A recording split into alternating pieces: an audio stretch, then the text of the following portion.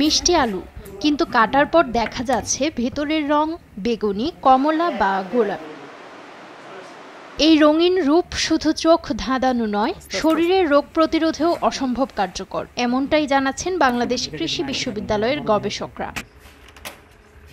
2021 সালে পেরুর লিমায় অবস্থিত ইন্টারন্যাশনাল পটেটো সেন্টার থেকে আনা বিশেষ জাতের বীজে শুরু হয় গবেষণা। এরপর 5 বছরের নিরলস প্রচেষ্টায় উদ্ভাবন করা হয় বাও সুইট পটেটো 7, 8 ও 9 নামের 3টি রঙিন জাত। এতে প্রচুর পরিমাণে অ্যানথ্রোসায়োনিন, ক্যারোটিন ও হাই ফাইবার রয়েছে। এসব আলু নিয়মিত খেলে ক্যান্সার, ডায়াবেটিস সহ নানা রোগ প্রতিরোধ সম্ভব বলছেন গবেষণা টিমের প্রধান। অ্যানথ্রোসায়ানিন হচ্ছে এক ধরনের সেকেন্ডারি মেটাবোলাইট, যেটা আপনার হচ্ছে এক ধরনের অ্যান্টিঅক্সিডেন্ট, যেটা আপনার ক্যান্সার প্রতিরোধে কাজ করতে পারে বা করতে বলে আশা করি।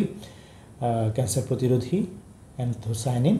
আর কেরোটিন সেটা আপনারা জানেন, সেটা হচ্ছে ভিটামিন এ এর উৎস, যেটা অনেক সময় রাতকানা বা অন্ধত্ব থেকে রোগ প্রতিরোধ ক্ষমতা দিবে। কারণ ভিটামিন এ এটা প্রুভেন, যে প্রমাণিত যে সেটা অন্ধত্বের এগেনস্টে এবং রাতকানার এগেনস্টে কাজ করে। বছরব্যাপী উৎপাদনযোগ্য এই মিষ্টি আলু পুষ্টিগুণে ভরপুর ও অধিক ফলনশীল।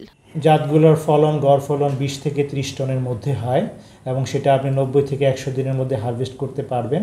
এবং কৃষক ভাইরা যদি এই জাতগুলো নেন তারা উপকৃত হবেন। একদিকে এটা ফলন বেশি, বাংলাদেশের ন্যাশনাল গড় ফলন হচ্ছে আপনার 10 টন বা তার চেয়ে সামান্য একটু বেশি।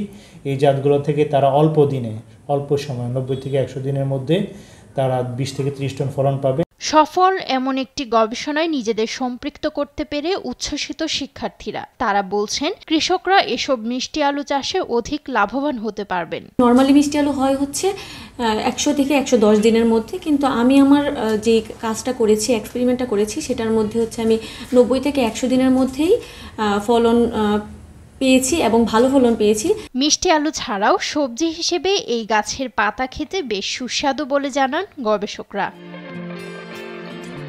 নিউজ ডেস্ক, দেশ টিভি।